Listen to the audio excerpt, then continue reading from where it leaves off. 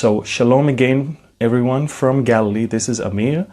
Let's start this with a prayer and we will continue. So Father, we thank you so much that you are such a good Father, that you love your children, that you have set that race before us and you ask us to run with endurance, seeking the things which are above and looking at Jesus, the author and the finisher of our faith, who had to go through all that here on earth and to endure that guilt and shame and despise all of that, yet he kept being pure, and he's the only one who ever fulfilled the law.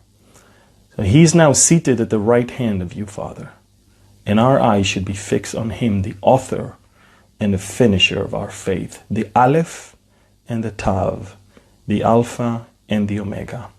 So we thank you, Father, that we can come before you this morning as your children, here from Galilee, from Israel. It's quite amazing. And we ask that you will preside over everything, the technical aspect, the content, and speak to the hearts of your people today. In Jesus' name, amen. Amen. So here we are. I'm very excited. This is an update after quite a long time. I think the last time I spoke to you may have been from Australia, if I'm not mistaken. It was a tremendous ministry tour. I was so happy to visit people that have been in touch with us as a ministry for the longest time and have been praying for my coming to that fifth continent and to speak. Next time I'll be there. I'll also visit other places. But there are several things I would like to update you on, and we're going to start things that are, by the way, Middle East related always. Remember, 99% of the Bible speaks of either Israel or the Middle East when it comes to geographical location. And I know that in the New Testament we've got all the travelings of Paul to the different churches, but that is doctrine. All that he talked about there is doctrine. It's not about what's going to happen there. It's about the doctrine. It's about the message and the gospel. But regarding events and things that will happen somewhere that we need to pay attention to and we need to understand and look forward to, it's all about the Middle East. If I may say, it's either Israel or its neighborhood.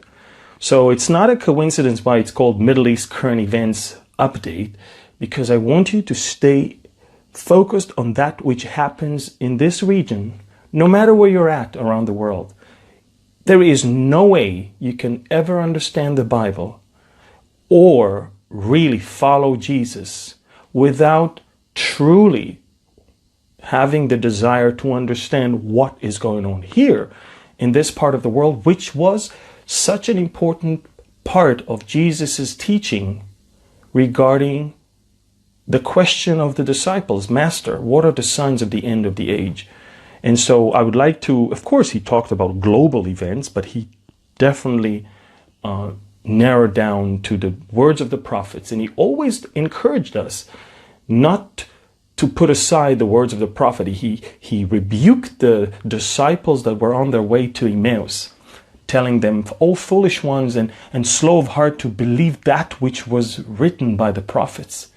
So the prophets predominantly spoke about Israel and its surroundings. And so this is why we're giving that update. First thing I would like to address is the whole issue of the Temple Mount. And that will bring me to the next topic, which is the visit of King Abdullah II to Ramallah just 2 days ago. So first of all, as you know, I always said that we need to be careful with our coverage of the Temple Mount crisis, because it is not about the Third Temple right now. It is not about Israel taking over, Israel's sovereignties, it is being reinstalled there. No, it is one more incident out of many See, you don't live in Israel, you may not know, but we are so used to the Temple Mount being an area of conflict. I mean, the whole second Palestinian Intifada uprising, which started in September or October of 2000, started because of the visit of Ariel Sharon, our late Prime Minister, to the Temple Mount. And it started a almost 3 years of circle of vicious violence where we lost more than 1,000 Israeli lives and much more Palestinians, or many more. So my point is, this 5 days to 12 days incident that we just had was really nothing compares to what we've had before and what we may have in the future. The Temple Mount today is not a place where the Spirit of God is. It's not even a place where Israel should seek to dominate or to have control of, but it will happen eventually. The Bible is clearly indicating that it is trampled under the feet of the Gentiles right now. And the Bible is clearly indicating that the next time we're going to have a little bit of sovereignty there will be a time of delusion and a time of testing and a time of trial for Israel. This is Jacob's trouble. It's going to start with 3.5 years of complete deception of fake peace, which will allow us to build a temple. And I'm not even sure we're going to have full sovereignty there. We may have the Jews visiting their temple and others visiting theirs, and who knows? We don't know that. When the Bible is silent, we better be silent.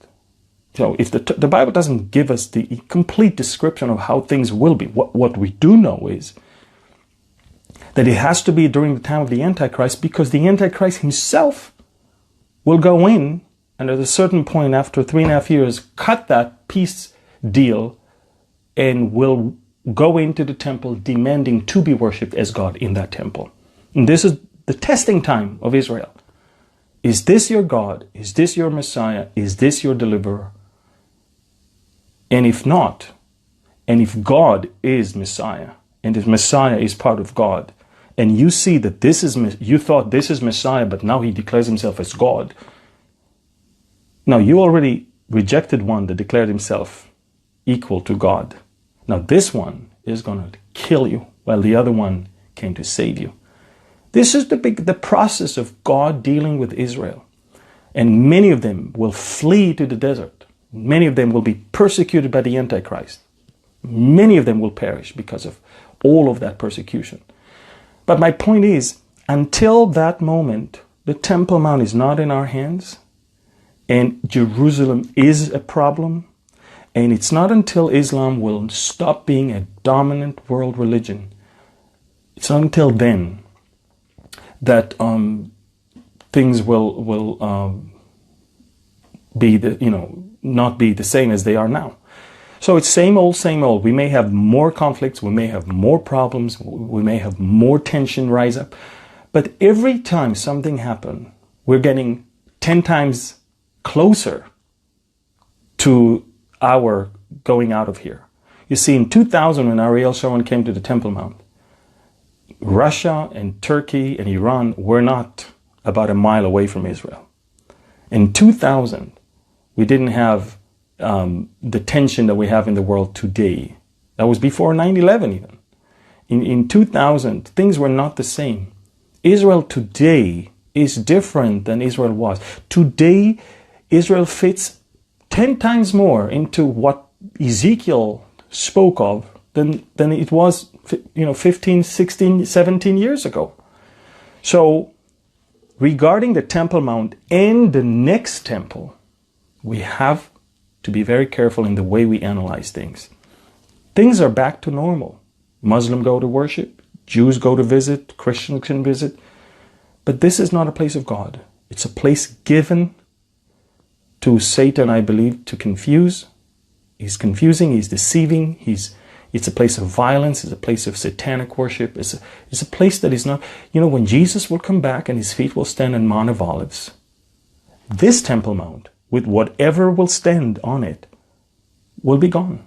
The Bible describes how the Temple Mount that we have today, known as Mount Moriah, is going to be gone, because once that earthquake take place, when his feet will stand on Mount of Olives, according to Zechariah 14, Mount of Olives will split, and then the river of life will come out of that Mount Moriah underneath the temple, just as Ezekiel prophesied in chapter 47 and Zechariah prophesied in chapter 14. So how can a water come out unless that mountain is gone? And it's interesting because the indication from the Bible is that there will be another sort of Mount Moriah that will be risen from underneath. This is why, right now the eastern gate from the time of Jesus is buried underneath the eastern gate that is now standing, which was built by the Turks less than 500 years ago. Just as the book of Lamentation chapter 2 says, Jerusalem, her gates are sunk under the rubble. But then Psalm 24 says, lift up your heads, O you gates, and be lifted up, and the King of glory will walk through it. Who is the King of glory? The Lord. So we can see that there will be a major shift, the tectonic shift over there in that area that will take away that which is standing today in the Temple Mount. I don't have to destroy the dome. It will have to be gone when that earthquake will take place. And the third temple, which from some strange reason Christians are excited about and even donate money to, the house of the Antichrist. Why would we want to take part of that thing or even support it? I'm not sure why, but anyway, so the temple, everything is back to normal. But there's only two figures in the Middle East that actually wish that the Temple Mount crisis will continue. And one of them, is the Palestinian president, who is so weak politically that thought, this is a great chance for me to divert the attention and all the criticism that is pointed at me towards Israel. There's nothing better than speaking against Israel and, of course, raising Jerusalem as the issue. But a lot of people are pretty surprised about King Abdullah II's visit to Ramallah just 2 days ago. All the headline says that following the Temple Mount crisis, Jordan's Abdullah visits Abbas in Ramallah. He came and they were all standing underneath the big picture of Jerusalem and the Al-Aqsa Mosque and everything. But it's interesting, why would these two, that on a normal basis are not the best friends, because Jordan is having peace with Israel and Jordan is a country that respects international law, or supposed to, and Jordan is friendly with Israel, and Palestinians are not, happy about it. But suddenly the Jordanian king felt the urge to go and speak to the Palestinian leader. And that has to do, with the fact that 70% of the Jordanians are Palestinians. And the second reason is something that most of you never heard of. And let me explain that. Well, you may not know, but on November 4th of last year, 2016, there was a convoy of 4 American SUVs, military SUVs, with American soldiers from the Amir base in southern Jordan. And we're talking about roughly 240 kilometers south of Amman. And they left the base, the military base there, which is, by the way, guarded by Jordanians. They opened their gate and they left like every day. This is a Jordanian air base. And secretly, there's several dozen of American soldiers over there, special forces known as the Green Berets. And these Green Berets are there to help the Jordanians in their fight against ISIS, as well as their preparation against any invasion that might come from the side of Iran or the Syrians backed by the Hezbollah. And it's interesting because the Jordanian soldiers knows the Green Beret soldiers. I mean, they're there every day. They leave in the morning, they come back in the evening. That day was not supposed to be a different day, but it was a different day because as they came back a few hours later, one of the Air Force soldiers, the Jordanian guard there, opened fire, literally chased after some of the soldiers and killed 3 American soldiers within the airbase of the Jordanian our military, where everybody knew the Americans. Now, when this is an incident that was reported very poorly in the media, immediately the Jordanians started with a whole cover-up story of, the Americans started, they opened fire first. Then they realized that the video got to the hands of the Americans, and they know that that's not the case. So the Jordanians had to change their version several times, to the point, and remember, that was November. That was before the elections. Then came the elections in America, and Donald Trump is the president. And now Donald Trump is not Barack Obama. He's not a wishy-washy. He's not... King Abdullah understands, I'm facing someone much tougher. I cannot afford losing this guy's support. Jordan relies heavily on American support. So King Abdullah, I don't know if you know that, he was the first Middle Eastern leader that ever visited Donald Trump in the White House. Why? He invited himself. He rushed himself in order to explain what happened, and the Americans asked him, you must indict that soldier. He must stand for trial.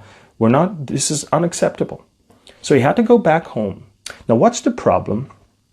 The problem is that the soldier, whose name is Marek Sami Salem Abu Thaya El-Hawitat, 39-year-old, the last name El-Hawitat means he's a Bedouin from the tribe of El-Hawitat. If you've been to Jordan, you know this is one of the most respectable and one of the most ancient Bedouin tribes in Jordan, who claims to be of the founding generation of the Hashemite kingdom of Jordan. And they see themselves as the elite of the Jordanians. And suddenly one of them is standing for trial for what? Killing what? An infidel. Let's make it very clear. That tribe will not accept a 39-year-old member of them to stand in trial for killing Americans. Why? Because they are Americans. Because they're infidels. How can a Muslim stand for a trial by Muslims for killing non-Muslims? You see, you're probably saying, wait a minute, but he killed them. It makes no difference. You must change the way you think in order to understand how things are viewed in the Middle East. For the Muslims, the presence of American is unacceptable to begin with. And so whatever happens to the Americans, no Muslim can ever be blamed for it, because they are in Muslim territory. So exactly like Israel, when the 2 Israeli policemen were killed on the Temple Mount, for the Muslim world, that didn't really bother at all, because these are 2 Israeli policemen that are at the entrance to the 3rd holiest site in the world for Islam. Therefore, they should die. Nobody talked about the 2 Israeli policemen. Everybody talked about the gunmen that were killed and about the fact that the Temple Mount was closed for 24 hours. Nobody cared about 2 fatalities, 2 people that lost their lives and their families and their children. So why? Because Muslims are allowed to kill non-Muslims in a Muslim place according to the way they think. There's no way Israel can be the sovereign power in a place that is a Muslim place. We will not accept any sign of sovereignty, neither metal detectors nor cameras, nothing. That is the same thing with what happened in Jordan. Now, you have to understand the Jordanian king is under heavy criticism, and there's so many protests on the street, and he felt that the earth is burning under his feet, and so what he did, that incident of the Israeli guard in the embassy of Israel in Amman was the best thing that ever happened to him. Because that incident, adding to the Temple Mount incident, caused him to become the star of the region and of Islam by convincing Israel to remove the metal detectors. And now, by visiting Ramallah, he basically, again, wants to keep the attention of his people in Jordan and the Palestinian people in the West Bank and Gaza, keep their attention focused on Israel and on the Temple Mount crisis. They're trying artificially to somehow keep that crisis alive, but it's not really working, because down the road, Palestinians want to go to work, they want to go to worship and pray, and things are back to normal. So you have to understand something. So many things that are happening in the Middle East, so many meetings, so many visits, so many speeches given, it's all facade to problems that people have back home. and behind the scenes, there's much more that is going on. And so that's the story about the visit of King Abdullah to Ramallah. By the way, he never visited Jerusalem. He never visited Prime Minister Netanyahu. He showed the world that he cares more about the Palestinians, that's why he came for. Quite interesting, but again, I'm not surprised. I prefer to let them deal with the way they want to deal with their own problems, and just to mind my own business in this area. Yesterday, the U.S. and North Korea on the brink of war as Trump flies the supersonic B-1B bombers from threatened island of Guam. North Korea, basically, within the last week, changed its status from a country that is seeking nuclear capability to a country that is already a nuclear power. What do I mean about that?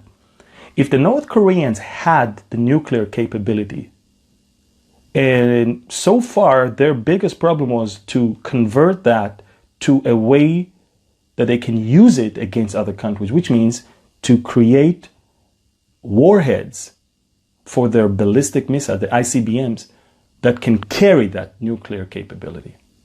And recently,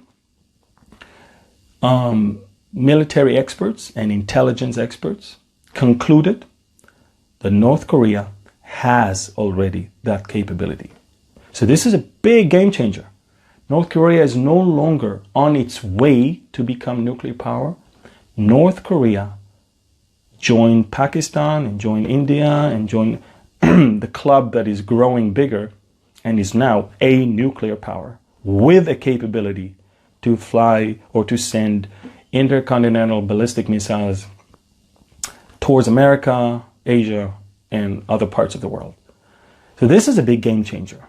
This is why the rhetoric, the level is growing higher, and because we're no longer dealing with a country that is just wild. Now, what is the difference between Kim Jong-un and the Iranians, for example? How come Israel is more alarmed regarding Iran capability? For Kim Jong-un, the reason why he wants that weapon is because he truly believes, because that's how all the North Koreans are indoctrinated since they're born. He truly believes that America's first goal is to eliminate North Korea, no matter what. North Korea is the biggest enemy of America, and America will always want to destroy North Korea. So in his mind, this is my weapon to basically stop them from wanting to destroy me. So it's not a religious reason. It's not a calling from God to destroy America. It's literally just like a snake that once it feels threatened, it bites you. That's it.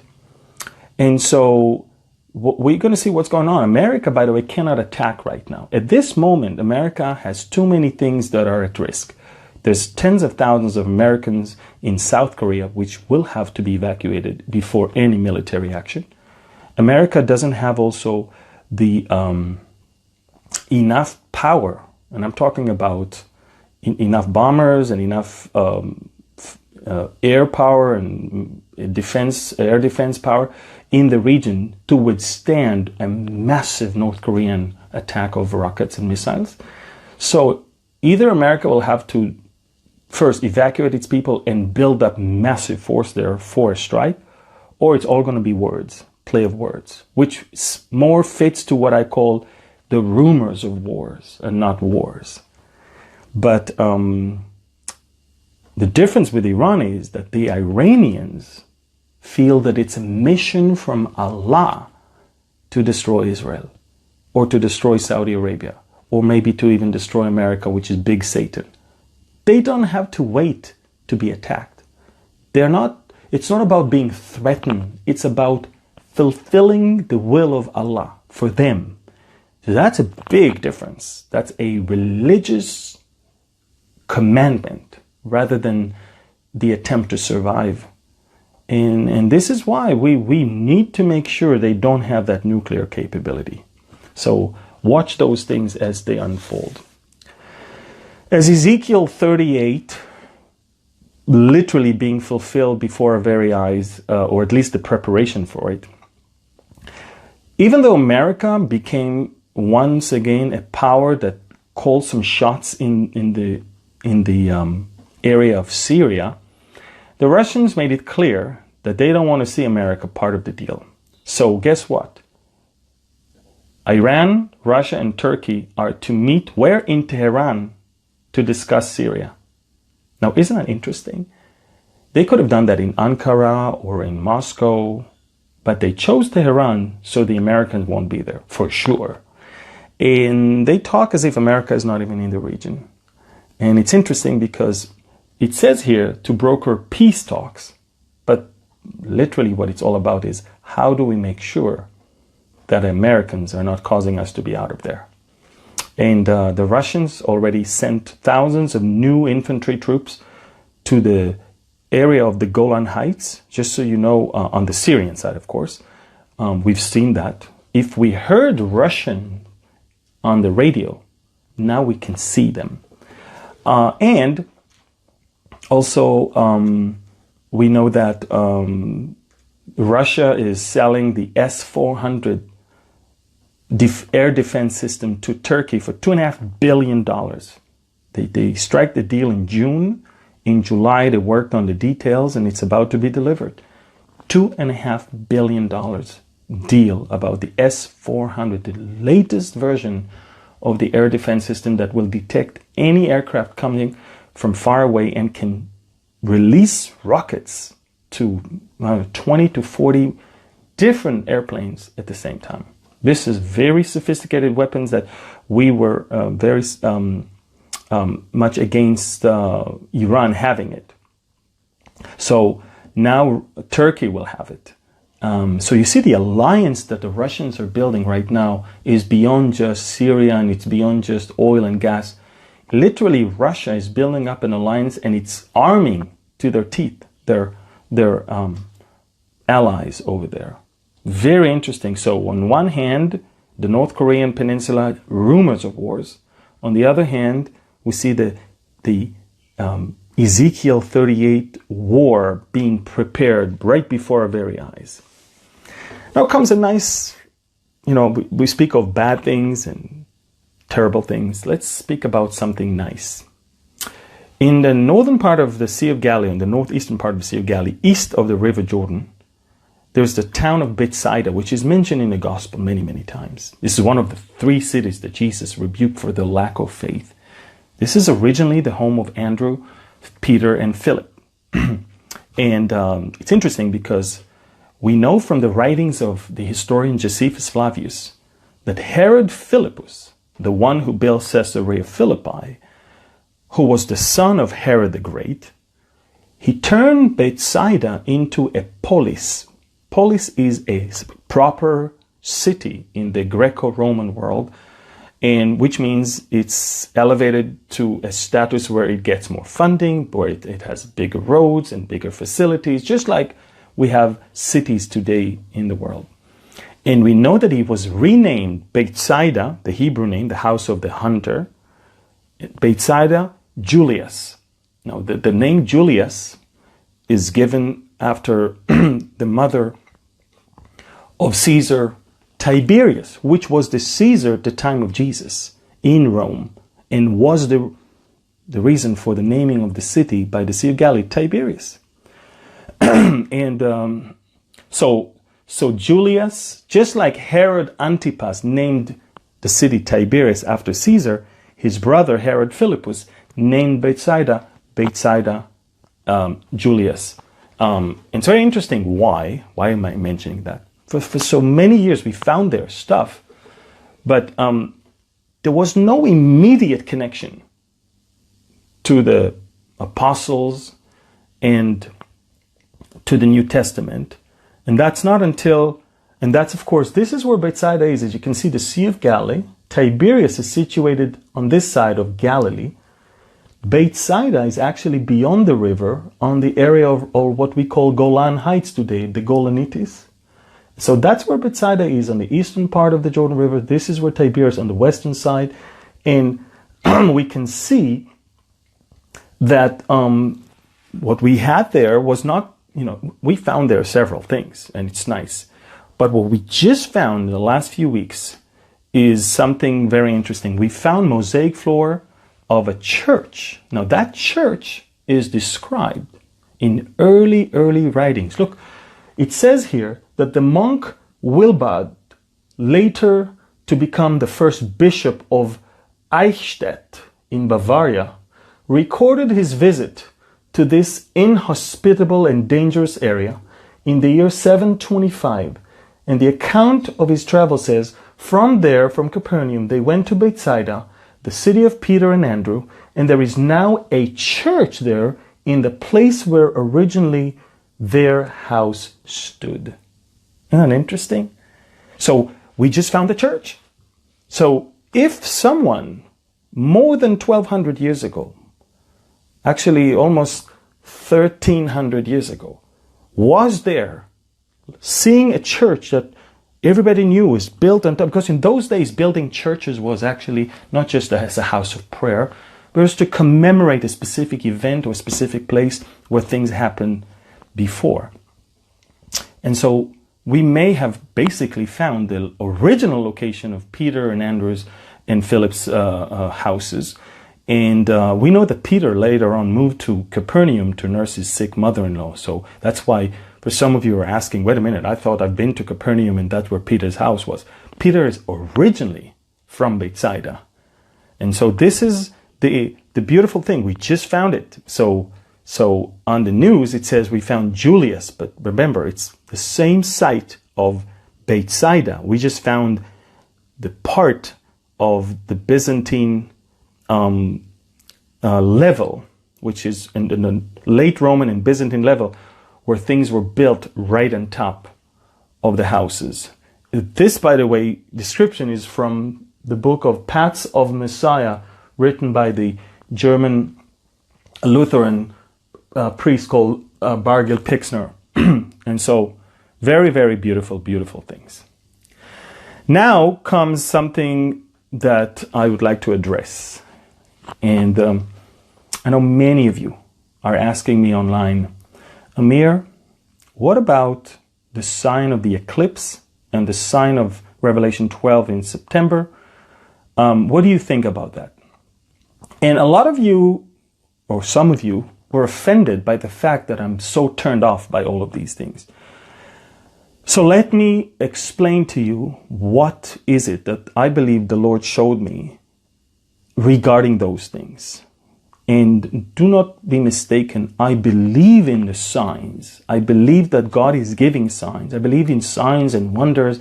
I believe in signs with the sun and the moons. I believe in all of these things. I believe they exist. I don't dismiss those things as if they're nonsense. But let me explain what I'm talking about. I'm reading from 1 Corinthians chapter 1, from verse 18. For the message of the cross is foolishness to those who are perishing, but to us who are being saved, to us who are being saved, it is the power of God. Remember, it's the message of the cross. For it is written, I will destroy the wisdom of the wise and bring to nothing the understanding of the prudent. That's from Isaiah 29 verse 14. Where is the wise? Where is the scribe? Where is the disputer of this age? Has not God made foolish the wisdom of this world? For since in the wisdom of God, the world through wisdom did not know God. It pleased God through the foolishness of the message preached to save those who believe. And now comes the punchline. Listen to this one. For the Jews request a sign, And Greeks, and by the way, in other translation, Gentiles, seek after wisdom. The wisdom, signs. And look what it says, but we preach Christ crucified. To the Jews, a stumbling block, and to the Greeks, which is Gentiles, foolishness.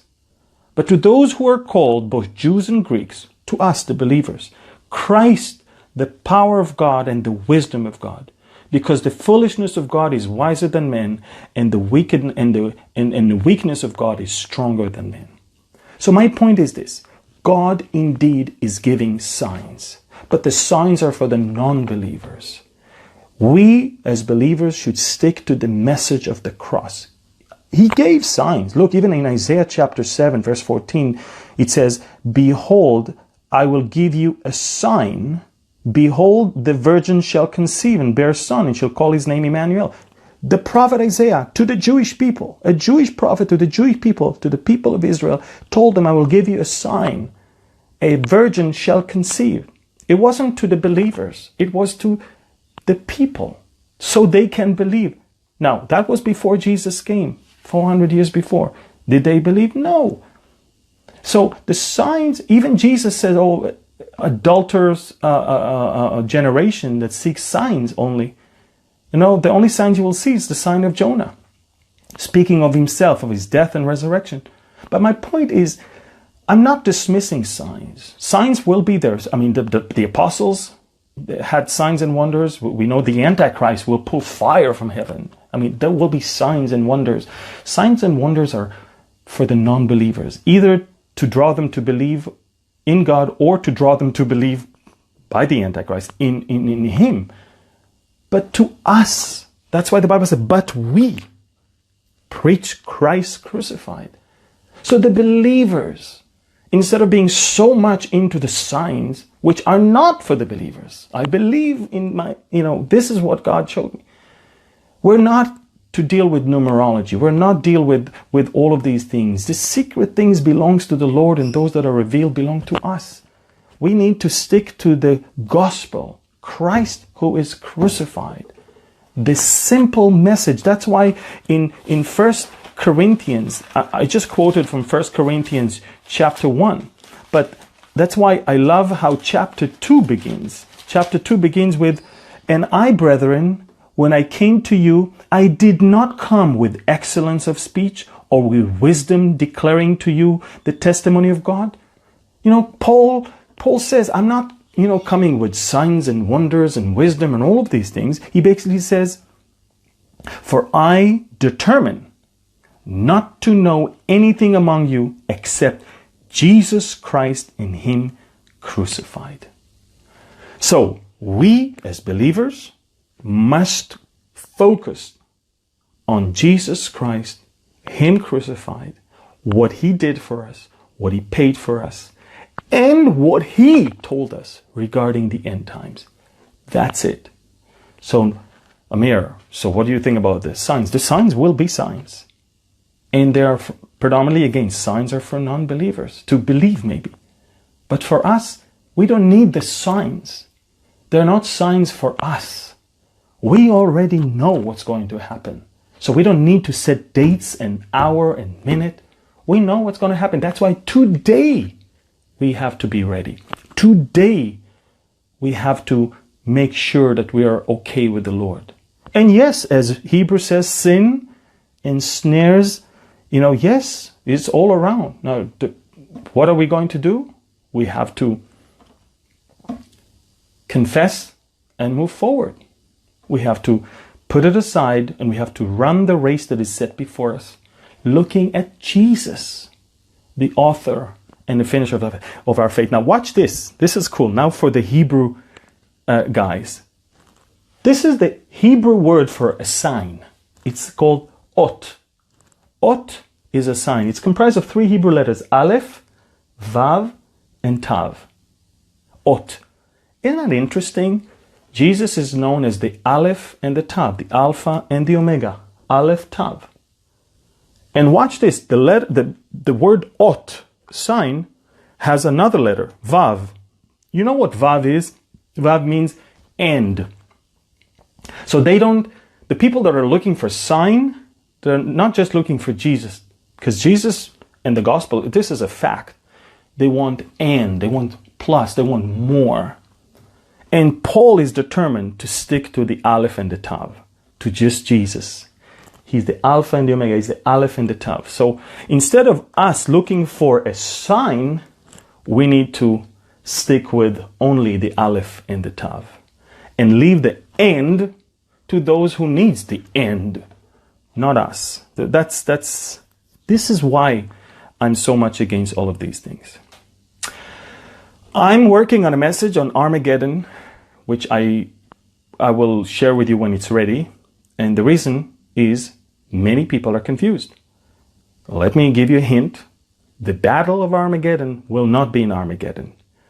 And the Bible doesn't say that there will be a battle in Armageddon. So Armageddon is a place. There has to be something there. Things happened there in the past. But again, where will that battle of the last days prior to the return of Christ with us, where will that be? Tune in. Another thing regarding the tribulation. Will the tribulation be with or without us? Of course, we are pre-trib, so we believe we'll be out of here. But why is it that people think it's for the believers? I'm not sure, but we're going to talk about what is the tribulation. What is the Hebrew name of the tribulation, if not Jacob's trouble, which hints of who is going to be in the center of God's dealing at that time. So tune in for that message, very, very important one. Jerusalem, which one is your final destination?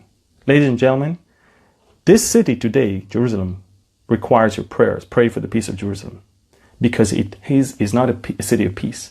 It is a city of deception and wars. And even when we will live in Jerusalem for 1,000 years, believe it or not, eventually there will be another war there. As Revelation says, another Gog and Magog over there. So this is not a peaceful place. It may have peace, in certain periods, but it requires our prayer, because the true peace can only come from the Prince of Peace when the Prince of Peace returns. So we need to pray for the salvation of the people so they can know the Prince of Peace and have the true peace. But which is your final destination? Is it this Jerusalem or is it the New Jerusalem? If this Jerusalem is your final destination, then that's very sad. So we're going to talk about that one as well. The name Jerusalem in Hebrew is very interesting also regarding that topic. I want to encourage you to go on Facebook, and we created a group called Behold Israel Bible Studies and Current Events Updates. You can join. We have more than 10,000 members there. This group is a group where we can share more things there, because the main page of Behold Israel is dedicated to news and some of my messages. But in that group, we can talk. We can share things. And so if you want, go ahead and again, it's Behold Israel Bible Studies and Current Events. You will not be accepted to the group unless you read the guidelines and tell us that you read it. Because once you read it, we can add you to the list. We also want to encourage you to subscribe to our YouTube channel, Behold Israel. I've added many new messages in the last few months. And once you're subscribed, every time I post a message, you can get a notification, a new message just was posted. And this way, you don't have to be a Facebook user in order to watch my messages. That's why I encourage you. We've got nearly 50,000 people. We're standing almost in 48,000. But I estimate that by the end of the year, we'll reach 60, maybe more. It's not about the numbers as much as the way to bypass Facebook if you're not a Facebook user. Now, for those of you who are interested in not being online at all, just getting stuff in a way of an email, go to our website, beholdisrael.org, and subscribe to our newsletter. Every week you will get a compiled message of news and of ministry updates regarding us. So this is basically it. I'm excited again that I was able to be online with you here this morning here in Israel. Everything is moving to the right place. I mean, although it seems like the world is falling apart, things are falling in their place. So be encouraged today that our race that is set before us is already promising all of us a victory if we keep our eyes on Jesus, the author and the finisher of our faith. We need endurance here. We need patience here. Things are not easy. Sin indeed ensnares us from all around, but we have no luxury of falling on the ground and not standing up again. So from Galilee, I would like to pray over you the Aaronic blessing this morning to wrap it up and to wish you a great weekend ahead of you. I will be taking my family to Europe for about 2 weeks. We will be away. I'm not going to be online, hopefully. And but we will continue updating you about news and things that are happening all the time. So let's pray. Father, we thank you and we bless your name today from Galilee, Israel. And let me just pray the Aaronic blessing upon you. Yevarechecha Adonai v'yishmerecha. Ya'er Adonai panav elecha v'yichuneka. Yisa Adonai panav elecha v'yasem lecha shalom. The Lord bless you and keep you. May the Lord shine his face towards you and be gracious to you. May the Lord lift up his countenance towards you and give you his shalom, his peace. That's the peace we really need. This world cannot give us peace. This world doesn't even understand the peace that surpasses all understanding. In this world we will have tribulations, but be of good cheer. Jesus has overcome this world. Yeshua had won. So we thank you and bless you from Galilee. God bless you and shalom. Bye-bye.